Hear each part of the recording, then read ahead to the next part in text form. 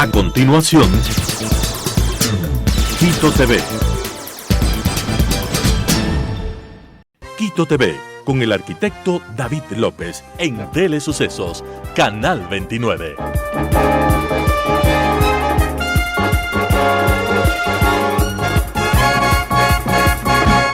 ¿Qué tal, amigos? Bienvenidos a Quito TV, el espacio de la ciudad, a través de Telesucesos, Canal 29 y 29.1 en televisión abierta, 73 en Extreme TV Cable, 43 en Claro TV, Canal 6 en Cable Unión en Alfa TV, y también desde cualquier parte del mundo nos pueden seguir en www.telesucesos.net en tiempo real. Y después de su emisión al aire, subimos también este programa a YouTube como Telesucesos HD.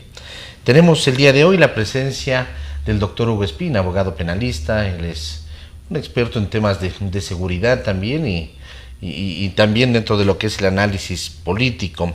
Queremos hablar, doctor, bienvenido primero a este espacio, sobre, ya tenemos los resultados, no de manera oficial, pero la tendencia hará que no cambie respecto, sobre todo al porcentaje que ya se ha dado de las 11 preguntas de la consulta y referéndum que se realizó el pasado 21 de abril.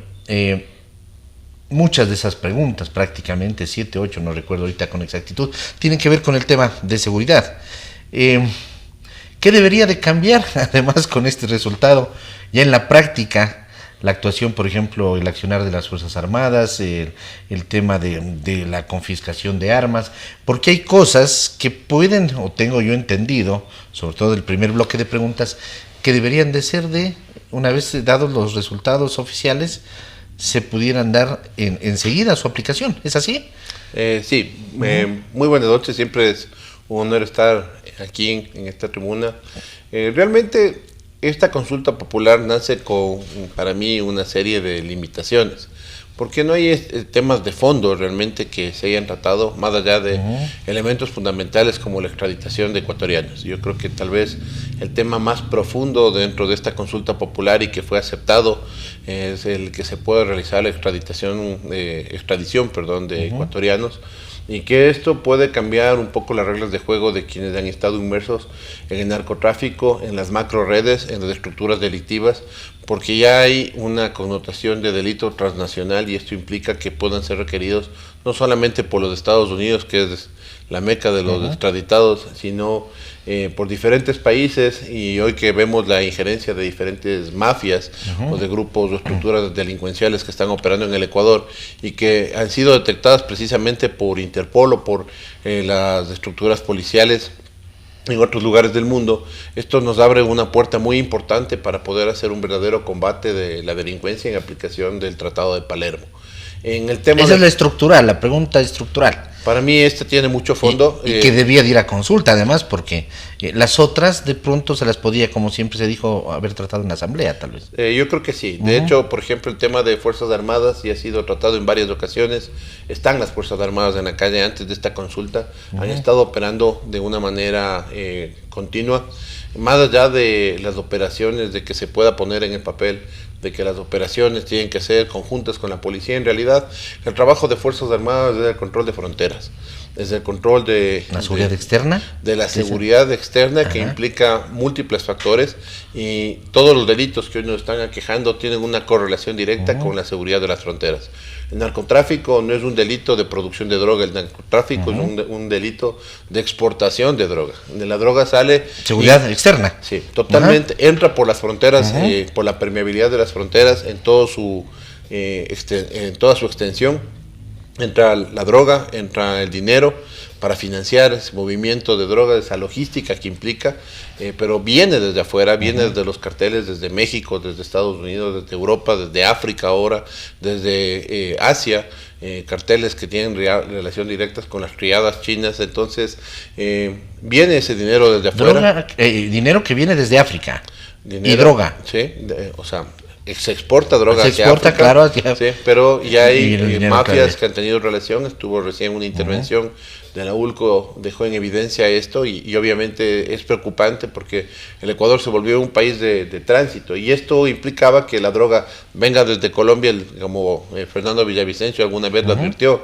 El 99% de la droga que pasa por el Ecuador viene desde Colombia, viene desde Perú, ingresa a territorio ecuatoriano donde es encaletada, es puesta en containers para despacho y puesta en el resto del mundo.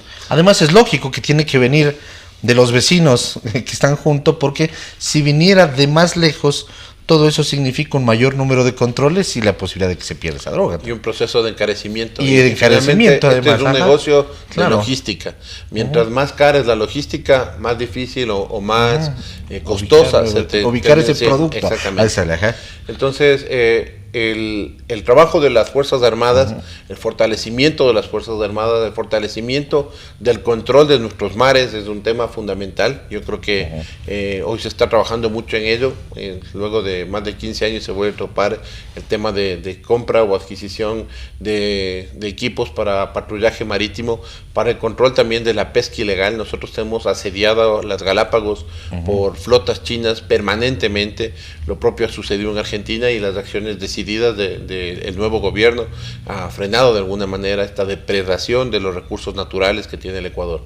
Igualmente en el tema de la consulta se hizo, creo que una pregunta bastante interesante, que es esta de dar por anticipado la extinción de dominio, que puede resultar también un poco peligrosa en manos de jueces inescrupulosos, de fiscales que pueden tener estas correlaciones, como se vio en el caso Metástasis, cuando hay odios políticos o cuando hay intermedios de direccionamiento de la que va además en contra del principio de inocencia, ¿no? Porque a alguien le pueden decir, sabe que usted es culpable, le retiran todo y...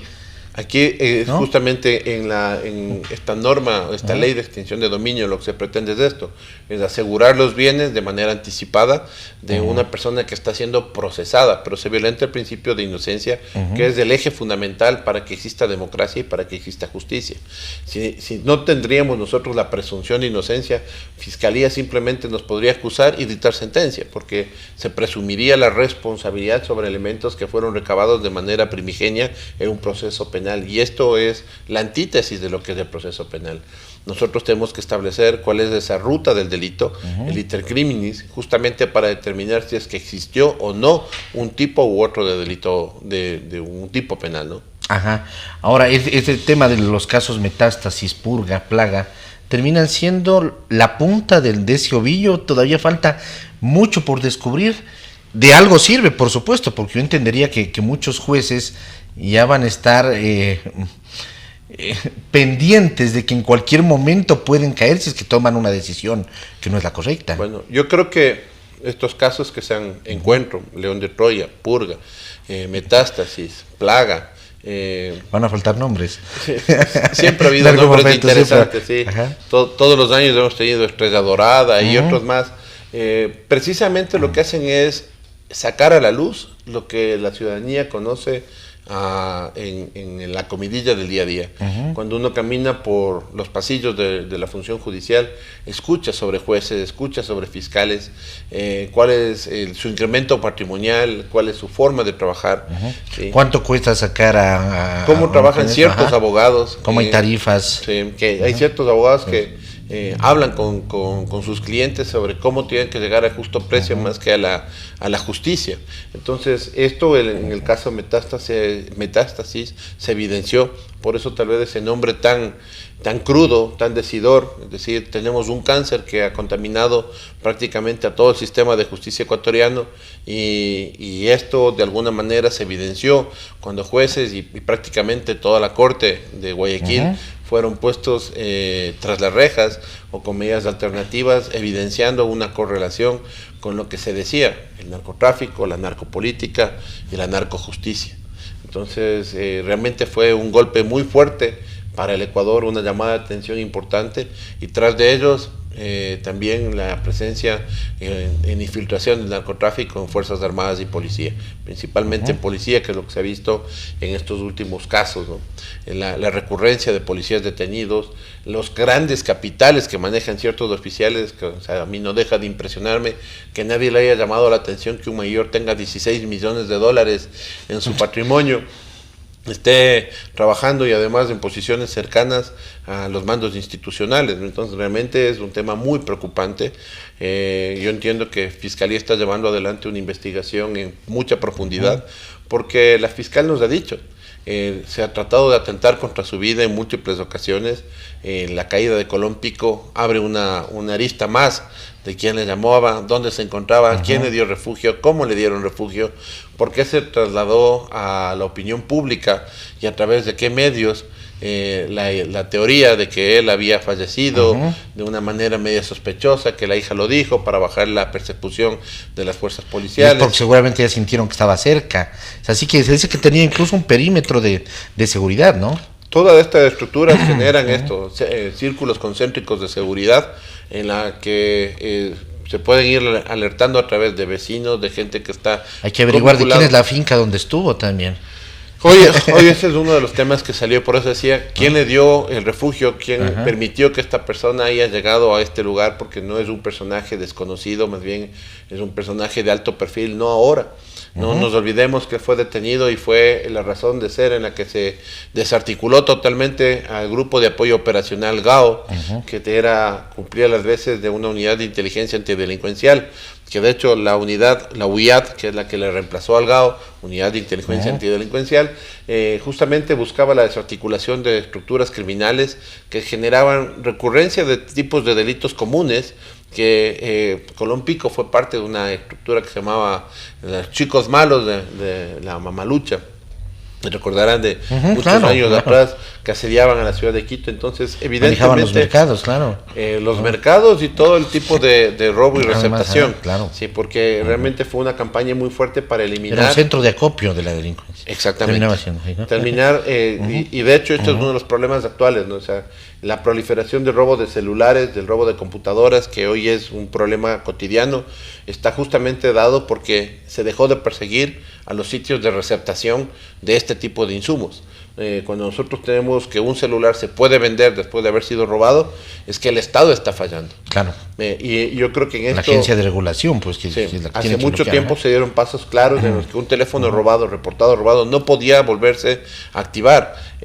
Igualmente, una computadora, cuando se lograba su desactivación, o los sitios de reparación tenían la obligación de justificar su propietario, cómo llegó, qué tiempo permanecía. Es decir, no podían quedar verdaderas bodegas de computadoras abandonadas que se encuentran hoy en ciertos sitios, que son en realidad lugares de receptación de artículos robados. Y centros de comercio donde vuelven a vender estos artículos. Todo el mundo dice, te robaron el celular, corre a ver si no está en Amontúfar. O en cualquier otro sitio, ¿no? Porque hoy tenemos, como esa, tenemos 7 sitios en Quito, ¿sí? Que la policía los conoce, que deberían ser intervenidos, no solo por la policía, sino por el SRI, porque la intervención conjunta de las instituciones es lo que permite un verdadero fortalecimiento de la seguridad. ¿Cómo venden? O sea, ¿hay una factura? ¿No hay una factura? ¿Qué es lo que pasa? ¿Cuál es el origen? ¿No? ¿Cómo se hizo la importación? ¿Quién hizo la importación? ¿De dónde vienen? Entonces hay una trazabilidad, y esta trazabilidad inversa es una obligación del Estado realizarla. Pero volviendo al punto de la seguridad y de las preguntas, efectivamente son elementos que deberían estar siendo considerados en este momento para que se entienda que la seguridad no es un tema de represión, es un tema de proacción. ¿Termina siendo un espaldarazo a las Fuerzas Armadas, a la policía? Yo creo que sí. De hecho, las únicas preguntas que no se aceptaron, una de ellas que me parece terrible, que es el arbitraje internacional, porque se vendió la idea de que fuera del país todos nos quieren perjudicar. Entonces no pidamos de inversión extranjera, porque cuando nosotros pedimos que alguien... El árbitro vendido, como en el fútbol. Sí. Y que siempre tenemos la idea de que nos perjudican, algo parecido. Claro que sí, pero entonces no juguemos ningún mundial. Claro, entonces no juguemos, que no nos inviten al mundial. Y nosotros tampoco invitemos a nadie acá, porque nosotros no podemos garantizar que vamos a ser transparentes. No organizamos el mundial tampoco aquí. Hay un tema de fondo, que yo creo que en esto hay que tenerlo muy en claro, es la mayoría de los casos que ha perdido el Ecuador ha sido por el abuso de las autoridades locales. Y el caso Metástasis, donde se evidencia que los jueces respondían a agendas políticas, dejen claro que no es una justicia confiable la que tenemos en el Ecuador, que tiene que ser depurada para que sea fortalecida. Y cuando se habla de un arbitraje internacional, nosotros sometemos a una línea en la que el resto de los países, o sea, todo el resto del mundo confía, excepto el Ecuador. Porque nosotros perdemos casos como el de Chevron, donde vimos que evidentemente hubo un fraude creado, estructurado y forjado desde las más altas esferas del Estado, y que en el cual se vincularon inclusive un secretario jurídico de la presidencia que tenía conversaciones con el abogado que estaba presentando la demanda en contra de Chevron, y que Chevron no era Chevron Texaco, sino que ya se había entregado la remediación de los campos años atrás a Petroecuador. Entonces, que hay una serie de elementos que nunca fueron expuestos realmente a la opinión pública, pero que cuando se perdió el arbitraje, que fue manejado por instancias internacionales, se puso eso como un elemento de ¿cuántos más podemos perder? No hagamos las cosas mal. ¿Por qué no se hizo campaña en el sentido de esa pregunta? Realmente ¿No? Para conocer un poco más técnicamente lo que pasa. Yo creo que muy preocupante, porque al final del día, cuando se lanza campañas como las que está haciendo este momento Salvador o Argentina, pidiendo que llegue Google, que llegue Tesla a sus países, que aterrice y haga segunda base. Acaba de inaugurar Google en El Salvador, ¿no? Así es. Y cuando nosotros tenemos esto como una propuesta de gobierno, lo primero que nosotros tenemos que garantizar es la seguridad jurídica. Además, hay tratados bilaterales que el Ecuador reconoce el arbitraje internacional como una línea fundamental para la solución de controversias cuando existe inversión extranjera que puede estar siendo vulnerada por una legislación propia o por cambios en la gobernabilidad, por abuso de poder. Yo conozco muy de cerca el caso Termoguayas, que está llevándose justamente a un arbitraje internacional por esto, por un abuso de poder, el mismo abuso de poder que acaba de denunciar el secretario de la Administración Pública, que le dice: no me han informado correctamente y tenemos apagones, porque durante meses se preveía que iban a haber apagones, pero no se hizo absolutamente nada en el sector eléctrico para proteger a los ciudadanos, porque habían protervos de intereses detrás de esto para mantener la compra de crudos, para mantener la compra de diésel, para ver el incremento de diésel que tenemos hoy en este momento en todo lo que es termogeneración, no solamente en las plantas públicas y privadas, sino en todos los generadores de los edificios que requieren continuar trabajando. Entonces, no podemos comprar diésel, ¿no? Sí. Tenemos que comprar diésel importado porque no tenemos diésel propio. Pero cuando vamos a la gasolinera nos dicen no, hasta 5 galones. O vaya y saque un permiso en la Dirección de Hidrocarburos, que es un trámite burocrático además, para poderle vender más. Pero entonces preguntémonos, ¿quién se beneficia de ese incremento de consumo del diésel? ¿Sí? ¿Por qué no se permiten plantas como HFO o Heavy Fuel Oil? ¿O por qué no se permite la producción de nuevas energías limpias? Por ejemplo. Gas, eólica, fotovoltaico, que son marginales, pero que tienen acceso a ciertos lugares. Hoy la proliferación de la energía fotovoltaica en el sector privado es un tema bastante importante. Sin embargo, de ello, nuestra legislación tiene muchísimas limitaciones al respecto, y sin embargo eso significaría la reducción de la demanda de la producción del Sistema Nacional Interconectado, del sistema eléctrico público. Entonces, evidentemente, cuando uno ve que hay esta correlación de no queremos arbitraje internacional y hacemos una campaña, ¿quién hace la campaña? ¿Quién es el que verdaderamente empujó como un gran triunfo el conseguir que el Ecuador no tenga o no participe en arbitrajes internacionales? ¿Quiénes son los beneficiarios? ¿Quiénes son los mismos que proliferaban en sus campañas del que no se lleve adelante la extradición? Porque es una vulneración de la Constitución. ¿Y por qué no hubo la campaña si el gobierno está diciendo que queremos que venga la minería y nos vamos a Canadá y decimos que van a haber 5.000 millones casi de dólares en minería? ¿Y no impulsamos la pregunta tampoco? Sí, porque todas estaban basadas en seguridad, la poca campaña que hubo además. Sí, yo creo que a la final eran los logros que se podía ver medio a la vista, que se tuvo durante estos últimos, corto periodo presidencial, porque el presidente a la final ha estado apenas 4 meses en su cargo. Entonces, en este tiempo lo que hemos visto es lo más visible ha sido el tema de la seguridad. Además, un tema indiscutible, ¿no? O sea, en Quito nos siguen robando, en Guayaquil nos siguen robando, en las vías perimetrales de los ríos, de Quevedo, de Babahoyo, siguen siendo puntos de secuestro de express de personas que siguen siendo llevadas al monte para que sean garantías de pago, como hace poco se exhibió un video, terrible video de 2 personas secuestradas, y un trabajo que ha sido desbordado hacia el tema policial. Es decir, le exigimos cada día más a la policía no le hemos dado recursos. Lazo ofreció cerca de 2.000 millones, después 1.200, no entregó absolutamente nada de eso directamente en su periodo. Lo que se ha adquirido en este momento, con muchos cuestionamientos, con muchas limitaciones. La policía no ha cambiado patrulleros desde el año 2016, 2015. ¿sí? Entonces, y no tienen gasolina tampoco. No pueden salir a patrullar, así es. Y no hay mantenimiento de los vehículos, tenemos armas, pero no tenemos capacitación. O sea, hay una serie de factores que son falencias. Que el Estado se sigue como en el tema energético sin trabajar. Sí, que el Estado seguimos igual. Sí, el Estado tiene que empezar a ver ya con una óptica, no de un plan Fénix que nadie nunca supo cuál era realmente su alcance, sino la necesidad de tener una política pública de seguridad, una política transparente de seguridad pública. ¿sí? Usted sabe, cuando llega a Singapur, exactamente cuáles son los términos y condiciones de la seguridad pública del Estado.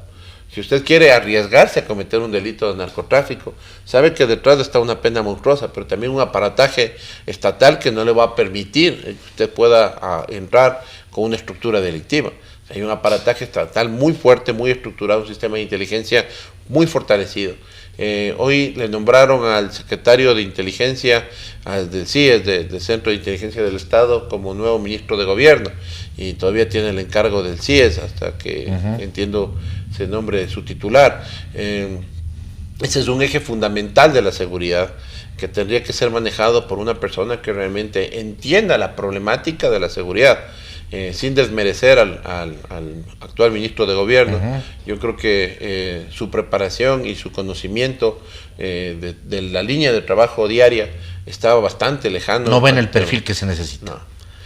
Y en esto no se puede seguir arriesgando con personas que están aprendiendo en el camino a ser ministros. Ahora, estos asesinatos de los alcaldes que se dio de Portobelo, el aparecimiento ayer de un cuerpo desmembrado en el sector del Condado, 2 cuerpos, ¿no? Desmembrados, además, en una o 2 maletas. Bueno, ¿esto qué significa? Está diciendo estos grupos de delincuencia organizada, aquí estamos y aquí seguimos y vamos a seguir. Bueno, tenemos que entender que no es que se ha desarticulado a las estructuras criminales.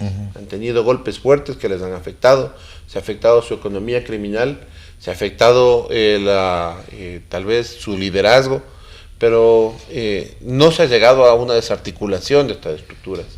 Yo creo que hay un fortalecimiento y están esperando llegar al límite de donde puede llegar el Estado por el desgaste natural de un estado de emergencia, de un conflicto armado interno que nos cuesta muchísimo dinero a todos los ecuatorianos todos los días, que efectivamente va a llegar a un punto donde si no hay una política pública, que es lo que para mí es fundamental, lo que va a suceder es que estos grupos van a tener un repunte de fuerza. Y hoy por hoy están volviendo a aparecer diciendo, no nos han destruido, seguimos aquí presentes, se han cogido, han detenido a unos o a otros, pero si es que le detienen, meten más miembros de una pandilla o de otra. En Puerto Viejo, el director de la cárcel del Rodeo fue asesinado. A los 5 días de haber... el incumplimiento de las promesas de campaña o de los compromisos que pueden haber sido adquiridos por ciertos alcaldes con estos grupos, también les pasa factura. O el no querer entrar en compromiso. O el no querer entrar en el cumplimiento de las líneas de poder, porque no nos olvidemos que Portobelo y Ponce Enríquez es la cuna de la minería ilegal. Sí, y de la minería, también de la gran minería legal, por otorgamiento de permisos, licencias, de las licencias que se permiten para la explotación. Hay muchos socavones que están cerrados, pero que siguen produciendo oro de manera importante mes a mes. Entonces, son cuestiones críticas que uno tiene que ir analizando. Muy bien, doctor, rapidito en la parte final, pero le volveremos a invitar sobre este tema. ¿Cómo avanza el proceso de determinar los culpables, digamos, intelectuales, básicamente, del magnicidio de Fernando Villavicencio? Usted ha asumido la defensa de Verónica Zarauz, de la viuda de Fernando Villavicencio. ¿En qué se encuentra esto? Había una audiencia el pasado 9 de abril, ¿se realizó o no se realizó? No se realizó, se suspendió justamente porque se cambiaron varias de las defensas, tanto de los procesados como de los acusadores particulares. Cambió la defensa también de las hijas de Fernando. nosotros nos hemos sumado a este proceso como acusadores particulares respecto de la autoría material, pero se han abierto otros procesos por la autoría intelectual y hay en este momento una correlación justamente con aquellos casos que mencionábamos que generan vasos conductores entre la razón de ser de la muerte de Fernando Villavicencio con estas estructuras delictivas que han sido expuestas. Fernando hizo muchísimas denuncias, de hecho en sus últimos 4 o 5 meses antes de entrar en la campaña política ya lanzó muchas denuncias que están siendo analizadas en este momento, que establecían grados de participación y responsabilidad del nivel estatal pero también del nivel privado. Puso nombres sobre tapete que eran muy preocupantes, es decir, desde mencionó inclusive hasta los negocios de Telconet, de su rival político de Jan Topic, lo puso sobre la palestra como un de asambleístas, de ex asambleístas, miembros de la Policía Nacional, les hizo graves sector petrolero, que era lo principal desde un principio, ¿no? Y hoy algunos de ellos ya procesados en Estados Unidos han dado la razón a la veracidad de las denuncias de... Pueden haber muchos autores. Sí. O sea, muchos caminos, seguramente es uno solo, ¿no? El que dio la orden. Sí, pero o varios que se conjugaron para ello. Pero lo que estamos tratando en este momento nosotros de hacer es un metacaso, es vincular todos los casos que se han generado para tener una información más concentrada y que Fiscalía al final tiene la obligación de llevar adelante esta investigación y tener resultados para el país. ¿Cuándo viene la próxima audiencia? ¿O esta que se suspendió? Todavía no hay tenemos fecha. No tenemos fecha. ¿Hay qué se va a determinar o qué se va a avanzar? Es una audiencia de juzgamiento respecto de los autores materiales, 7 de ellos ya eliminados dentro de la custodia del propio Estado. No nos olvidemos que los que fueron detenidos como los sicarios, los autores materiales del delito, estando en custodia del Estado ecuatoriano, estando detenidos, fueron eliminados. Así fue. Muchas gracias, doctor Espina. Le volveremos a invitar para un poco más desarrollar este tema, además viendo qué es lo que viene sucediendo en las próximas semanas. Siempre hay temas que tratar. Muchísimas gracias. Gracias, amigos. El doctor Hugo Espina ha estado el día de hoy con nosotros haciendo un análisis respecto a qué significa este resultado de la consulta en la práctica, qué es lo que va a terminar pasando, y también al final topamos un poco el tema de Fernando Villavicencio, del magnicidio, y qué se ha avanzado en este tema. Amigos, que pasen bien, hasta la próxima, felicidades. Las opiniones vertidas en este espacio por la producción y dirección del programa son de exclusiva responsabilidad de sus autores y de quienes intervienen en ellos.